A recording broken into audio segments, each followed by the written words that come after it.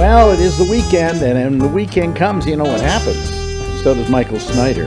Hi, Michael. Hey, Alex. It's kind of, maybe it was a false positive last weekend with the good films, because it's pretty brutal this coming weekend. And I guess Friday the 13th is unlucky for the moviegoer because, well, let's just get to it. Let's not even wait. Love the Coopers is upon us. It was inevitable that there would be one or more new Christmas movies to come down the pike this year.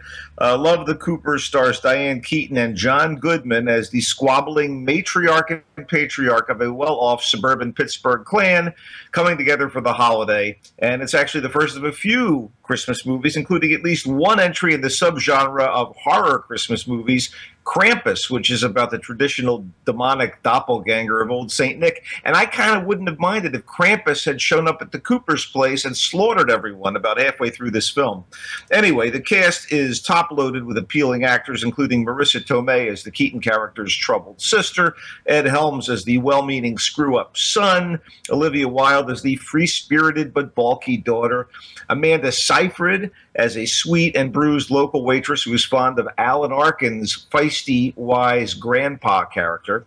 June Squibb is also feisty, but slightly doddering but crafty old Aunt Fishy. Yeah, that's her name. And Steve Martin is the off-screen voice of the family dog who narrates this weak bowl of eggnog. Problems abound. The son's marriage is over. He's unemployed. He can't afford presents for his own kids. The unmarried liberal daughter hates coming home and disappointing her mom by being single.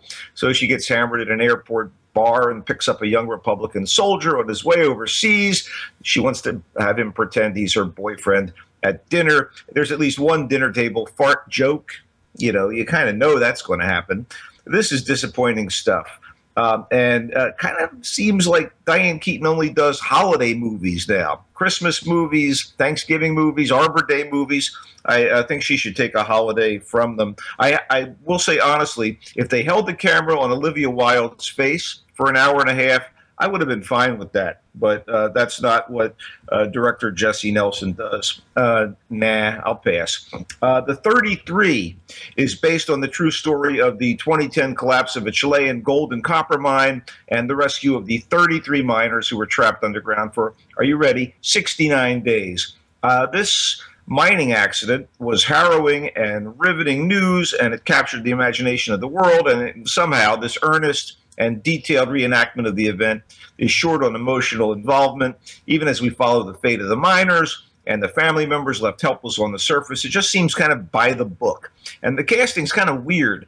Juliette Binoche plays the sister of one miner. You know, the French actress. Couldn't we find a qualified Hispanic actress? Wait, Gabriel Byrne, the Irish actor, is an expert from Chile, brought in to oversee the rescue attempt. Bob Gunton, who played a government official on 24, is the president of Chile here. I mean, at least Antonio Banderas is the de facto leader of the miners, who try to make a few days' rations last for weeks, who start going at one another's throats. He's got to kind of keep them cool and together. Lou Diamond Phillips, his big debut was La Bamba when he played Richie Valens. He's a fellow miner. And Rodrigo Santoro is the decent government official who takes on the responsibility of saving the men in what appears to be a hopeless effort.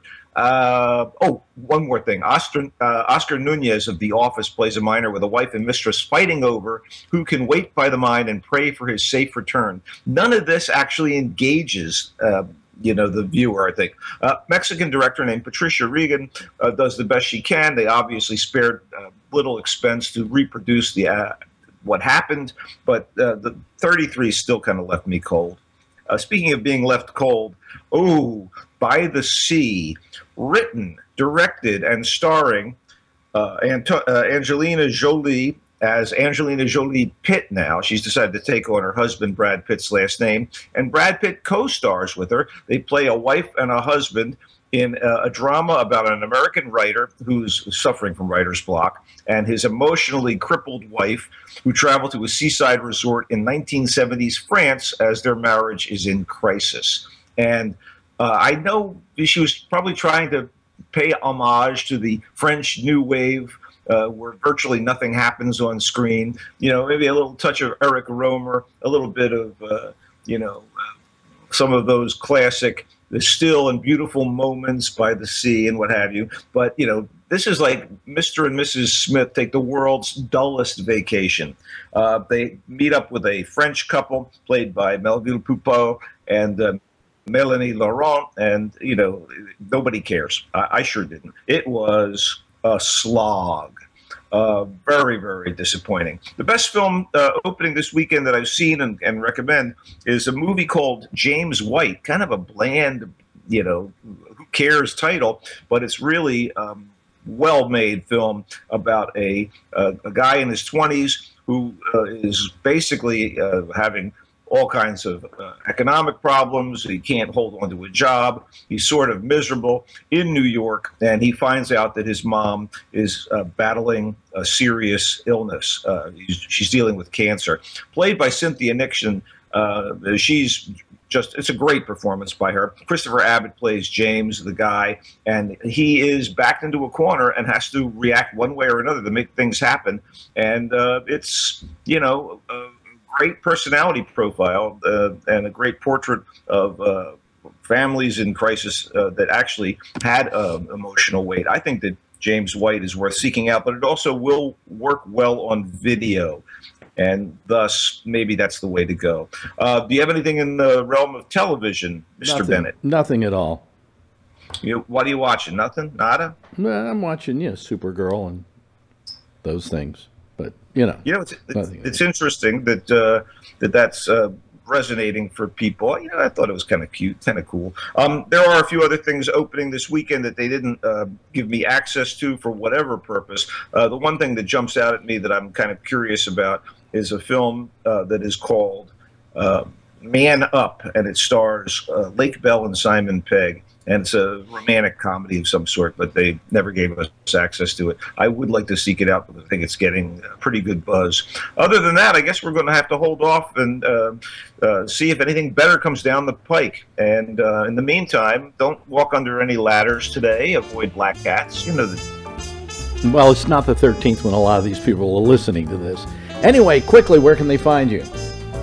I'm on Twitter at Culture Blaster, and on the Facebook page, Michael Snyder's Culture Blast. Stop by and like it. Okay. Thanks, Michael.